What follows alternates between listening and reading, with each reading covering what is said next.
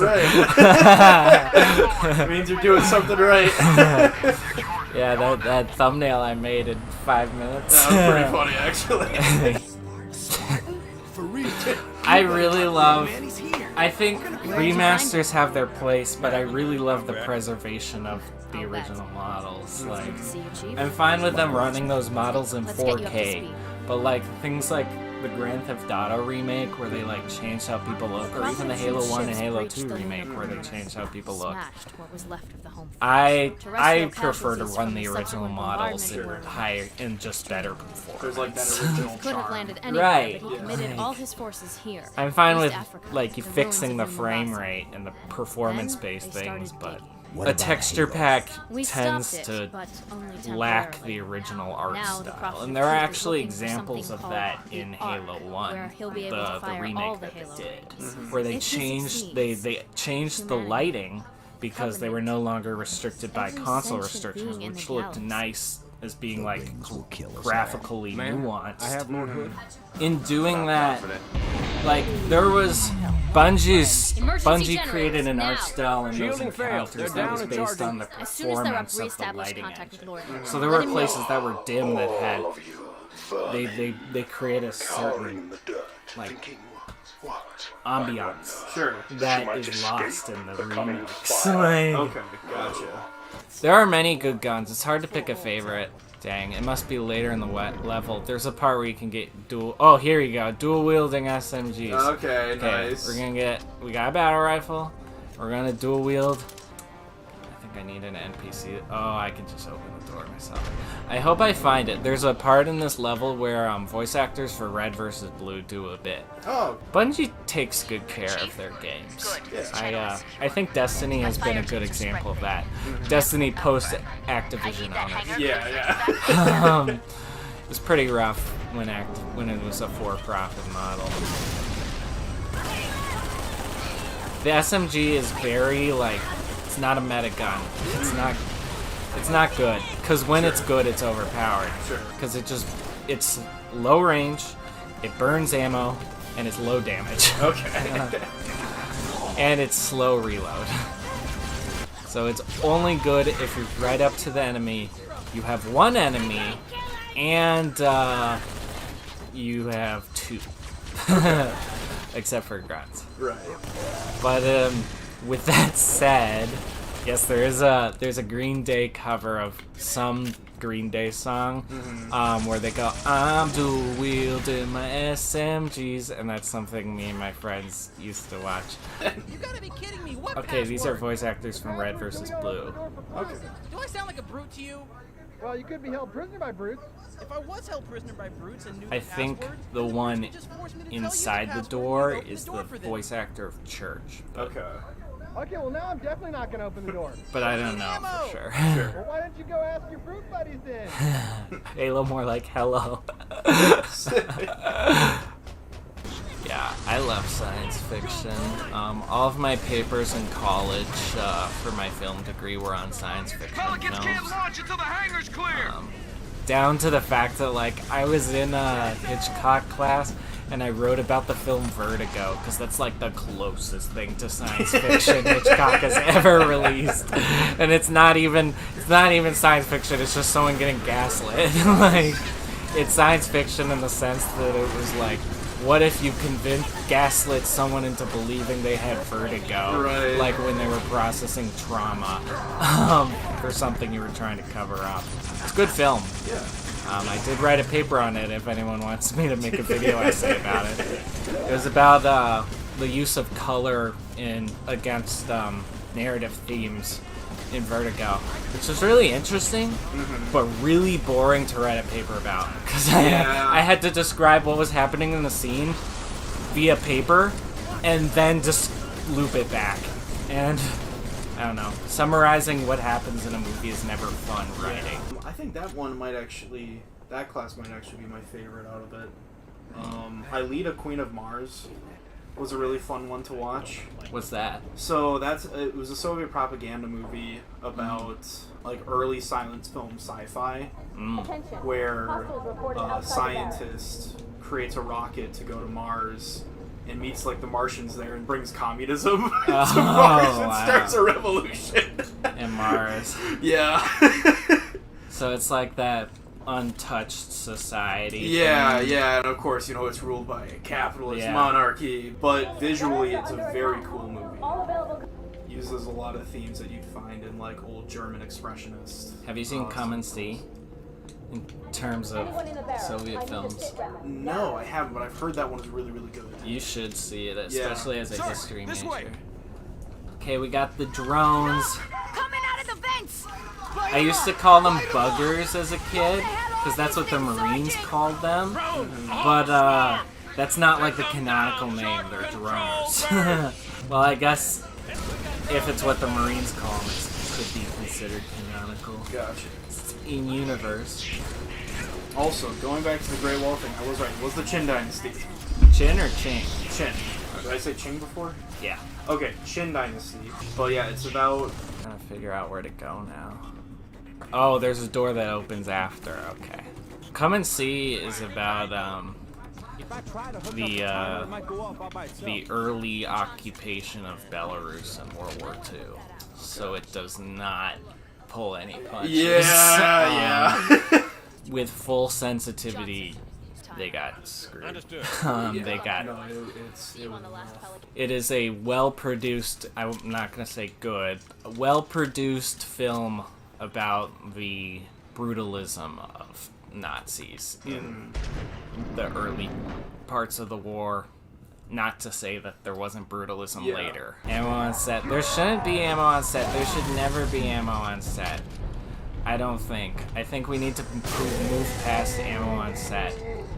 I mean, I don't know. I guess, like, there's that realism factor, but CGI...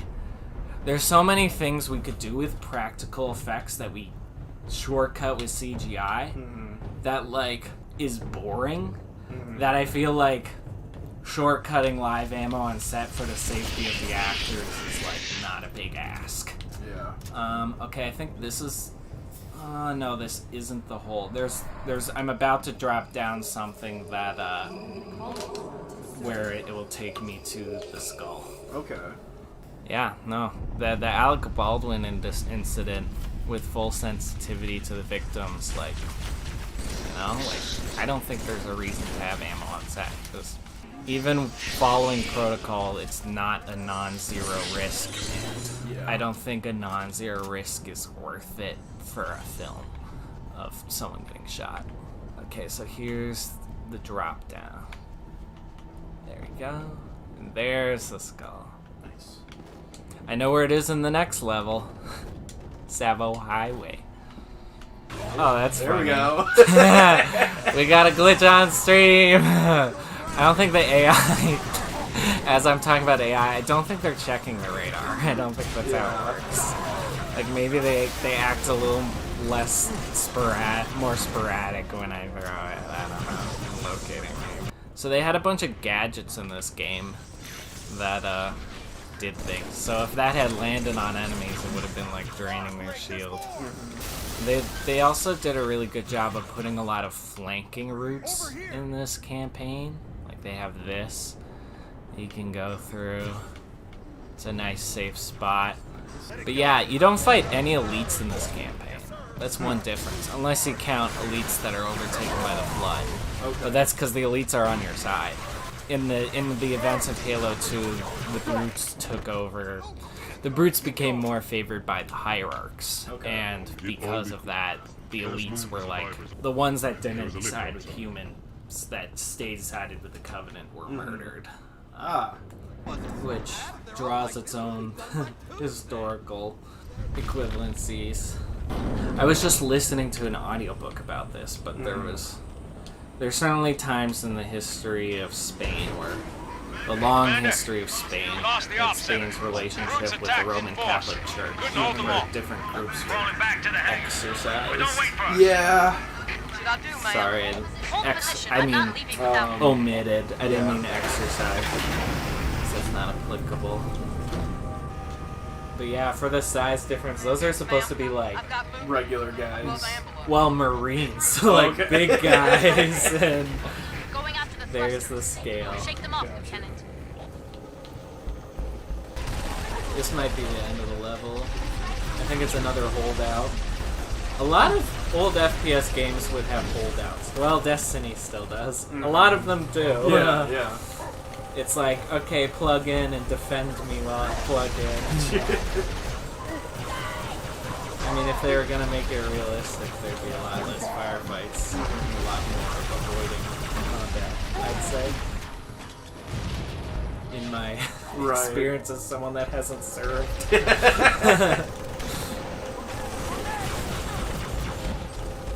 My experience of someone that reads about 15 books a year, which I'm very proud of. Kindles, they're like $20. They're so much more convenient than reading a physical book, because you only have to keep track of one object and have it occupy space in your house.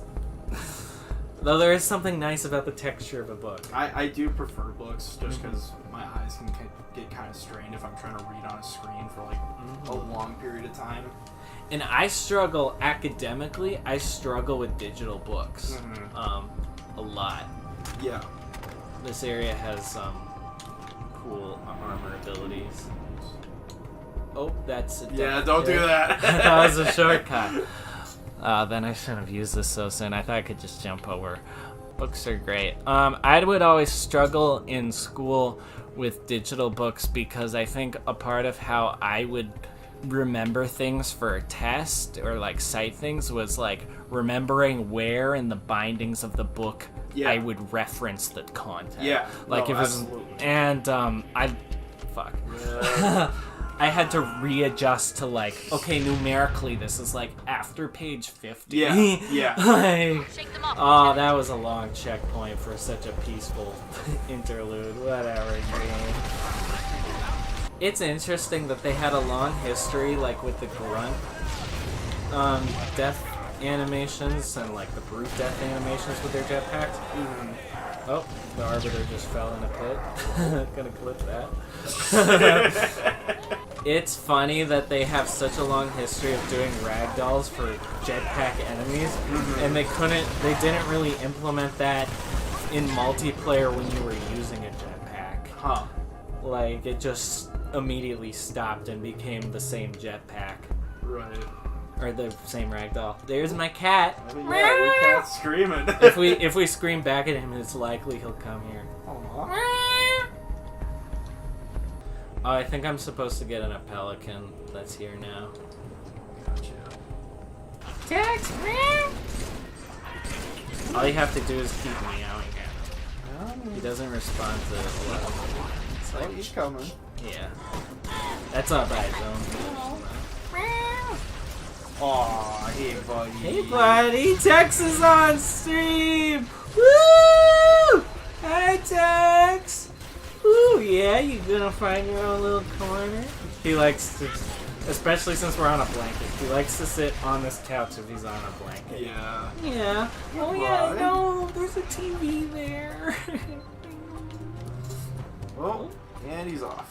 Yeah, he's probably gonna go scratch the carpet. He likes to do that. Yeah. He's fine. Now the door opens down here.